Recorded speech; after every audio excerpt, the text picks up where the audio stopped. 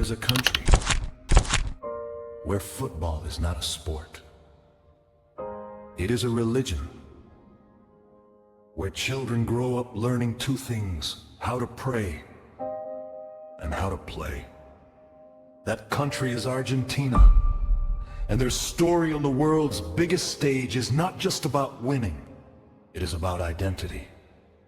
It is about pain. It is about one man who carried a nation on his left foot and another man who spent 20 years trying to do the same.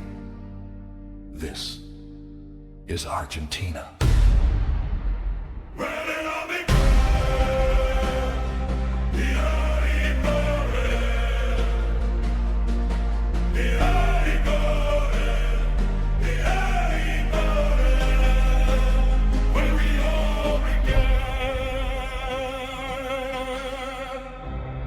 Where it all begun, Heartbreak. Argentina's love for football is old, very old. They were one of the first countries in South America to play the game. And for decades, they were good, very good. They won the Copa América, they dominated South America. But the World Cup was a different beast. In 1930, Argentina reached the very first World Cup Final. They lost to Uruguay, their neighbors across the river. It stung. For years, Argentina carried that wound quietly.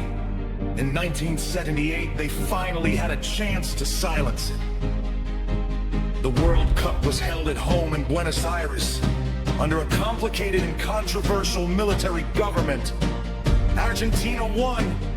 Mario Kempes, a man with hair like a rock star and a left foot like a thunderbolt, scored twice in the final.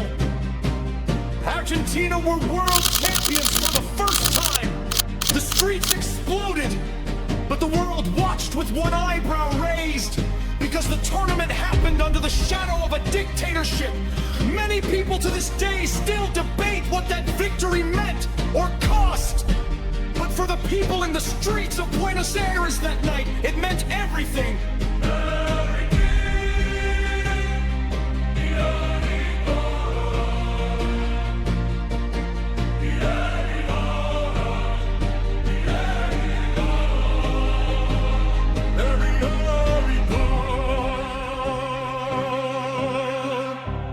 And then he arrived. Born in a slum on the outskirts of Buenos Aires, a neighborhood called Villa Fiorita. No electricity, dirt roads, 8 children sharing one small house. Diego Armando Maradona was not supposed to become the greatest footballer who ever lived. But nobody told him that. By the age of 15, he was already playing professional football in Argentina. By the age of 20, the entire world knew his name. Fast, short, low to the ground, almost impossible to knock off the ball, with a left foot that seemed to bend the laws of physics. When Maradona ran at you, you didn't just feel it, you felt afraid. He played for Boca Juniors in Argentina, then Barcelona, then Napoli, where he turned a struggling Italian city into European champions. But none of that prepared the world for what happened in Mexico in 1986.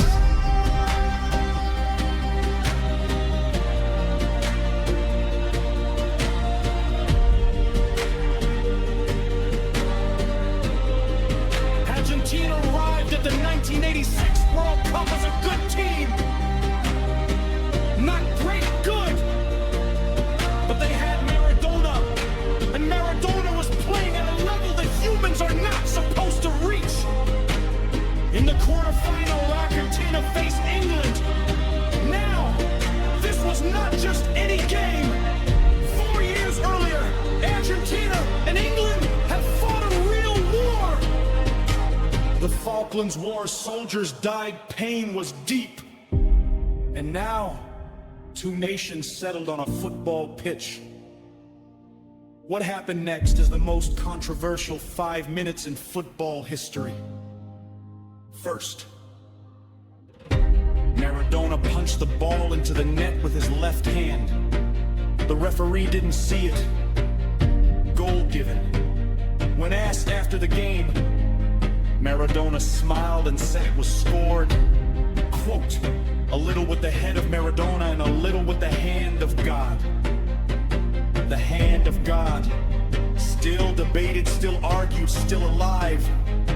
But then, 4 minutes later, Maradona picked up the ball in his own half. He turned, he ran, he dribbled past one English player, then another, then another, then another, then the goalkeeper scored. 60 meters, 5 players beaten 11 seconds. FIFA Raider voted the goal of the century. Argentina went on to win the 1986 World Cup. And Diego Maradona became something larger than a footballer. He became a symbol of the poor rising up, of the small beating the big, of South America saying, "We are here." But greatness, even divine greatness, does not last forever. 1990, Maradona led Argentina to the World Cup Final again. This time, they lost to West Germany. A disputed penalty and red card tears on the pitch. Maradona cried on the podium. The whole world saw it. And nobody lost. Because somehow, even in losing, Diego Maradona is still the most human and most extraordinary figure in the sport. He died in November 2020. Argentina stopped. The world stopped. Even people who had never watched football in their lives understood. Something rare had left this earth.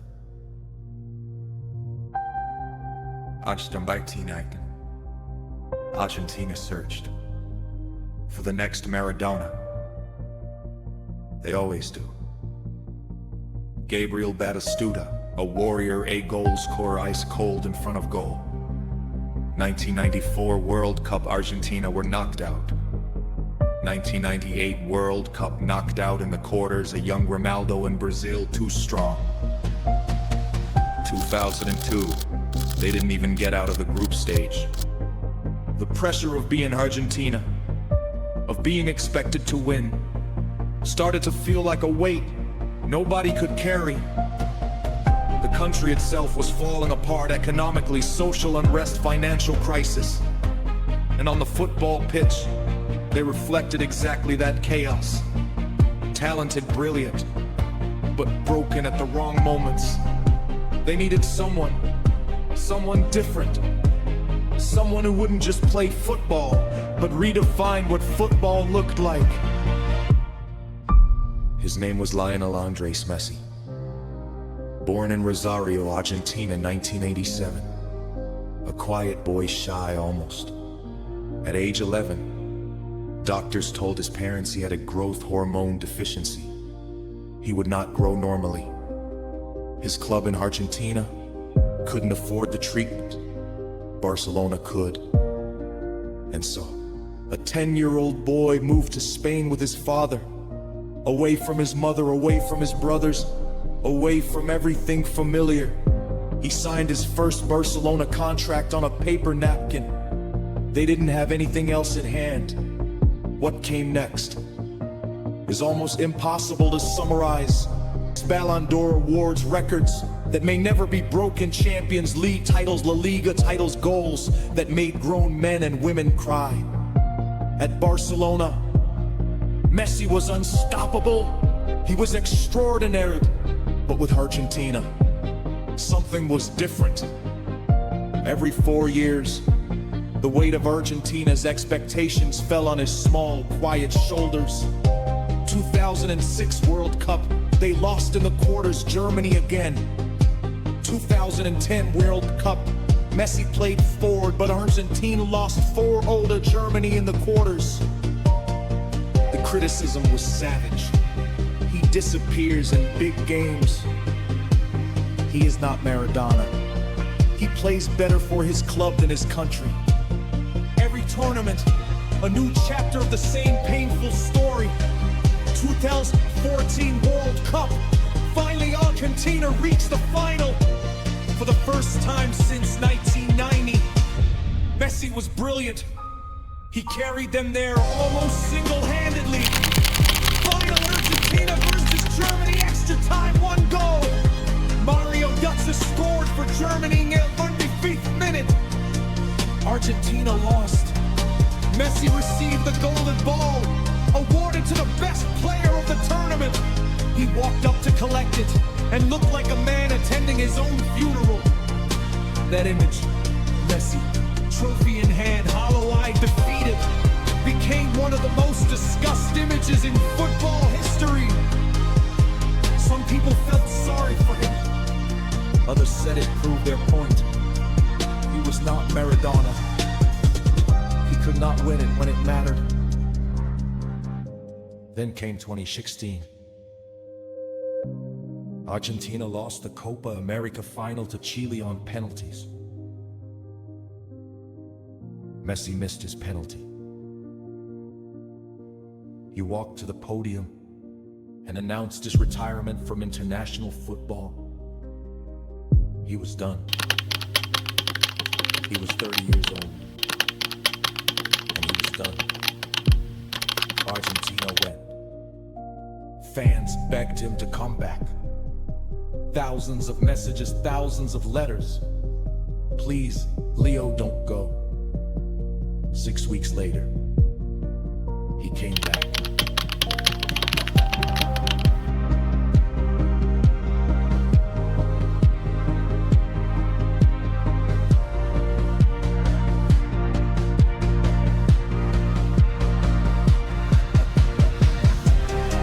The 2018 World Cup once Argentina stumbled, lost to France in the round of 16. In Boyo, a Frenchman named Kylian Mbappe ran riot. France won 4-3. Messi was 31 years old. The critics sharpened their knives again. It's over.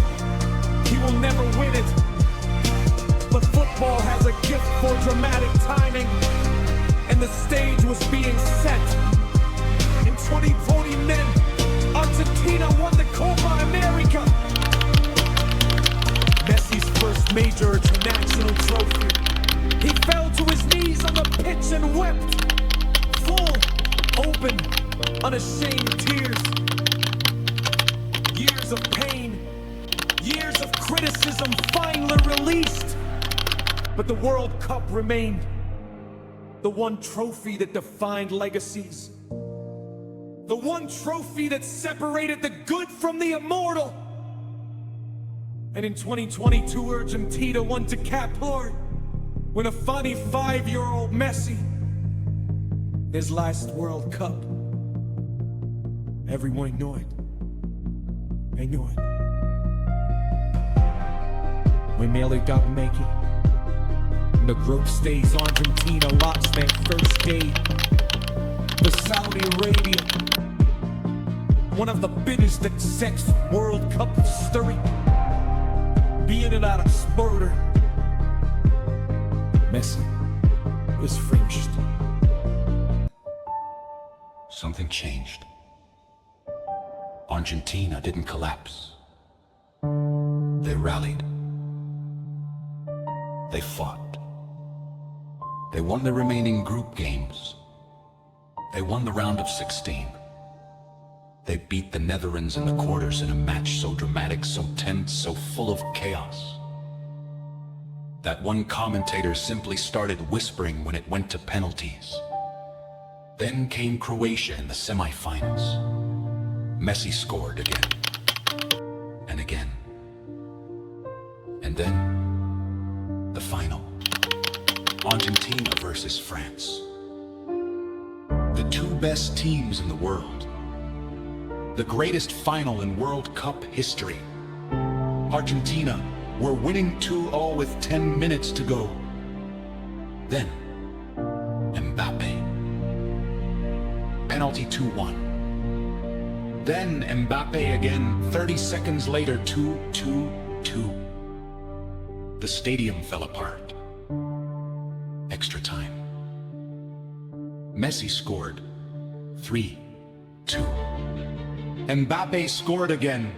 3-3. 3 goals each in extra time in a World Cup final. Penalties. The whole planet watched. Messi stepped up first, scored, and when the final French penalty missed, Argentina were world champions for the first time in 36 years. Messi dropped to his knees. His teammates buried him. His children ran onto the pitch. And somewhere in the sky, people said they could feel Diego Maradona smiling.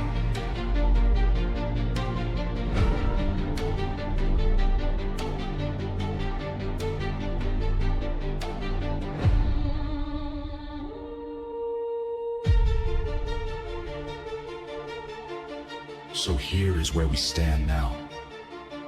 Argentina are the world champions. They have lifted the trophy 3 times. 1978, 1986-22. But football never lets you rest. The next World Cup, 2026, will be held across the United States, Canada, and Mexico. And the question that Argentina and the world is already asking is, can they win it again?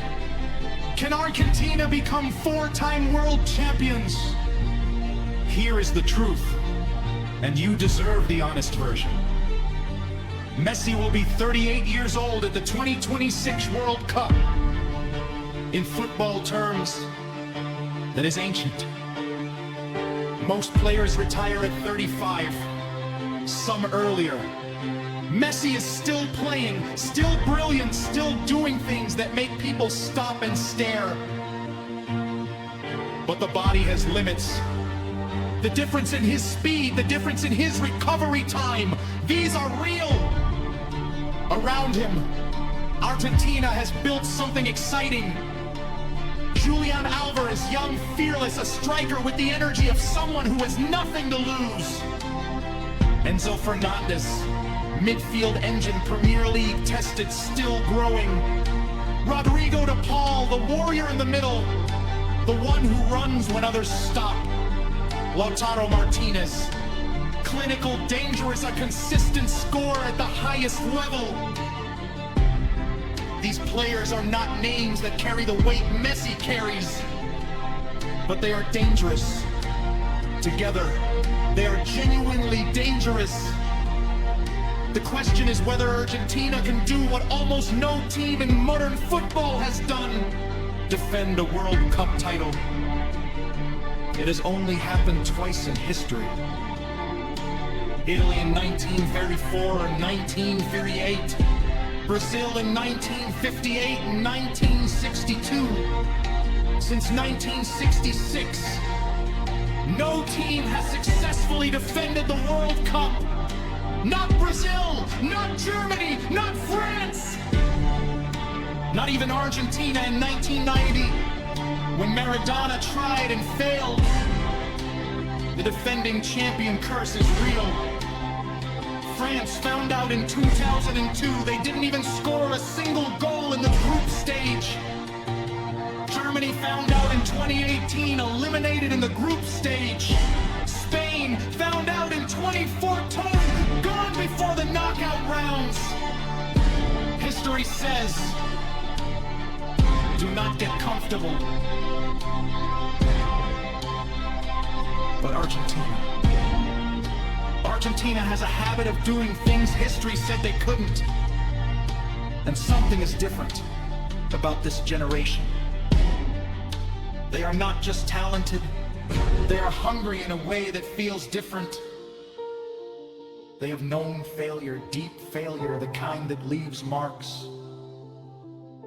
and they have learned. Under Messi's quiet, relentless example that you do not stop. You never stop.